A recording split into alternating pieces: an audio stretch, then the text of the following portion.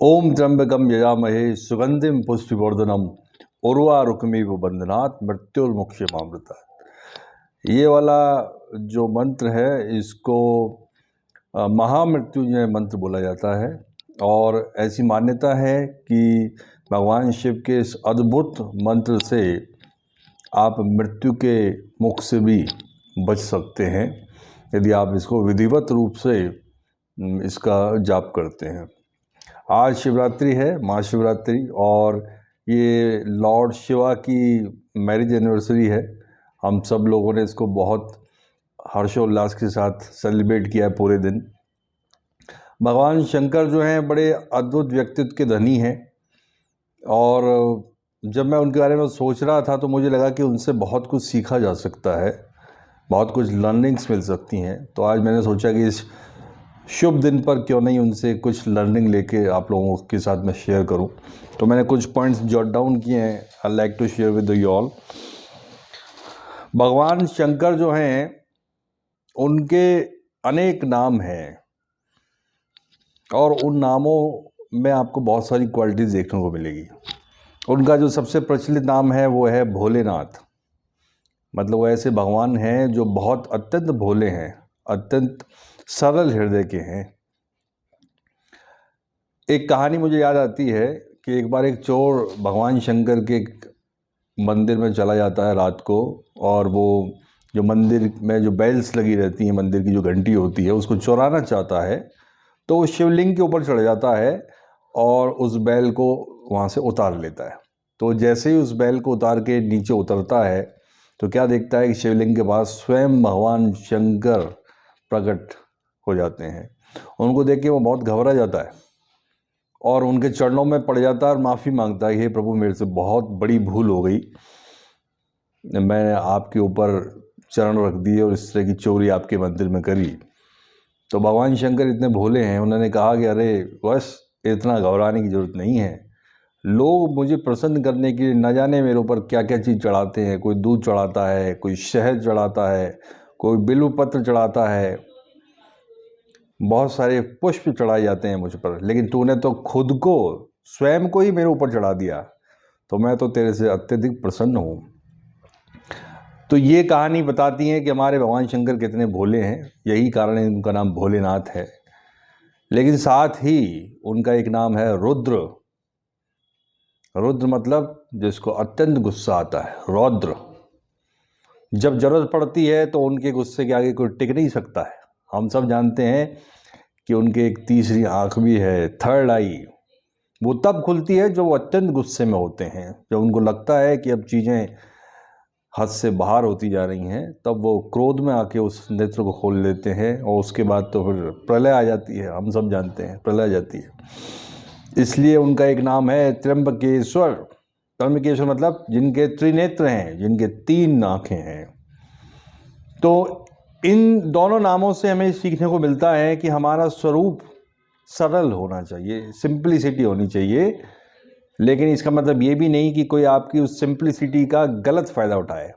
यदि कोई गलत फ़ायदा उठाता है तो उसको बता दीजिए कि भैया अपनी हद में रहिए, अदरवाइज आपको हमारे कोप का भाजन पड़ना पड़ेगा।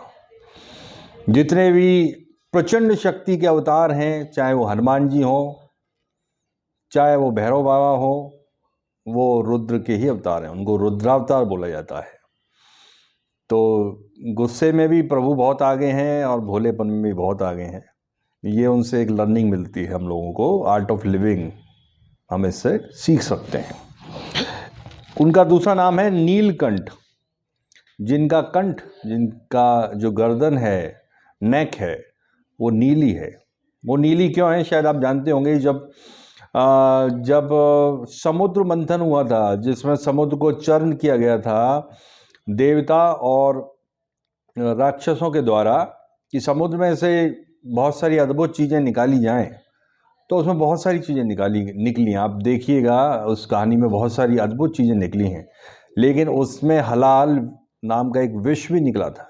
विष मतलब पॉइजन। वो इतना पॉइजनस था कि उसके निकलते ही सृष्टि में हाहाकार मच गया, त्राही त्राही मच गई। कोई भी उसको अंगीकार करने के लिए तैयार नहीं था। तो उस समय भगवान शंकर आए और उन्होंने उसको स्वीकार किया और उसको अपने कंठ में रोक लिया। वो इतना ज़्यादा खतरनाक जहर था कि उनकी जो कंठ है वो नीली हो गई। आज भी उनकी गर्दन आप देखेंगे नीली मिलेगी, इसलिए उनको नीलकंठ कहा जाता है। इससे हमें क्या लर्निंग मिलती है? लर्निंग ये मिलती है कि ज़रूरी नहीं है कि आपकी लाइफ में सब अच्छे ही अवसर आएंगे। कई बार आपको ऐसे अवसर आएंगे, इतनी जहरीली स्थितियाँ आएंगी कि आप घबरा सकते हैं, लेकिन घबराना नहीं है। आपको भी उसे सहर्ष स्वीकार करना है, लेकिन उसे अपने अंदर नहीं जाने देना है। उसको उस जहर को, उस नेगेटिव परिस्थिति को हमारी इनर पीस को अफेक्ट नहीं करने देना है।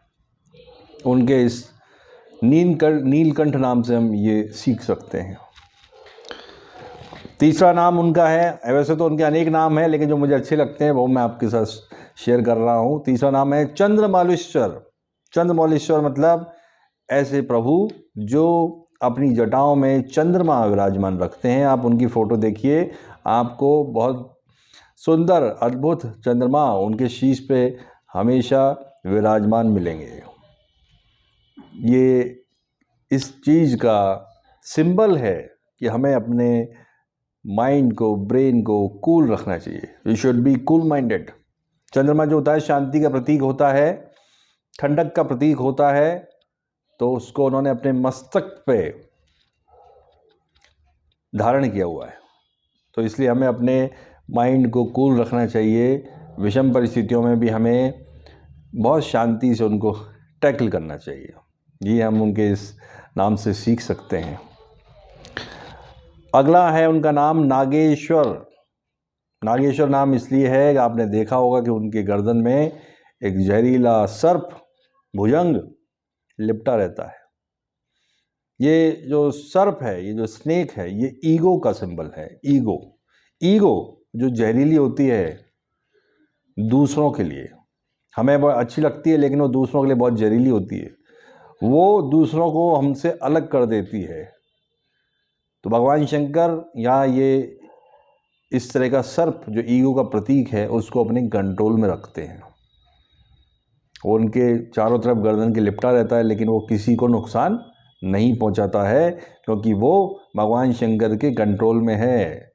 तो इससे लर्निंग मिलती है कि ईगो नाम के उस जहरीले सांप को हमें कंट्रोल में रखना है। हम उससे छुटकारा नहीं पा सकते हैं, क्योंकि ईगो होना एक स्वाभाविक बात है जो हर इंसान में होता है, लेकिन उसे अपने कंट्रोल में रखिए। दूसरों के लिए वो जहरीला नाक साबित ना हो, दूसरे आपसे उस ईगो नाम के जहरीले नाक की वजह से दूर चले जाएं, ऐसा ना होने दें। उमापति जो उमा है वो पार्वती जो उनकी वाइफ हैं उनका ही एक नाम है। उनके पति हैं भगवान Shankar. Last but not the least, उन्होंने अपनी पत्नी से, अपनी भार्या से कहा था, उमा कहूँ मैं अनुभव अपना, सत्य हरि भजन जगत सब सपना। हे मेरी पत्नी, मैं तुम्हें अपना अनुभव बता रहा हूँ कि सत्य सिर्फ उस प्रभु का भजन है, बाकी ये जगत सिर्फ एक माया है, एक सपना है। इसलिए इसमें लिपायमान ना हो, निर्लिप्त भाव से अपने कर्म करते जाएं और उस प्रभु से जुड़े रहें, उसका भजन करते रहें।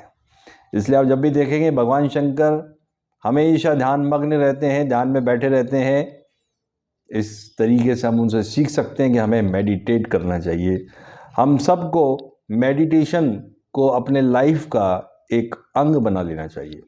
जैसे भगवान शंकर हमेशा मेडिटेशन करते रहते हैं, उसी तरीके से हमें, जिस तरीके से हम स्नान करते हैं अपने शरीर को स्वच्छ करने के लिए, उसी तरीके से हमें मेडिटेशन करके अपने मन के विकारों को दूर करना चाहिए। और ये हमारी जीवन की दैनिक जीवन शैली होनी चाहिए। तो भगवान शंकर से मेडिटेशन करना भी हम एक सीख के रूप में ले सकते हैं और इस तरफ आगे बढ़ना चाहिए। और हमको मेडिटेशन सीखना चाहिए और उसे डेली अपने रूटीन में शामिल करना चाहिए।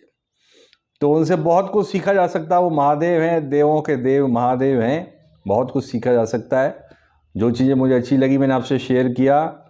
और क्या क्या हम उनसे सीख सकते हैं, मैं चाहूँगा आप कमेंट में बताएं। अगले वीडियो में मैं उनको शामिल करूँगा।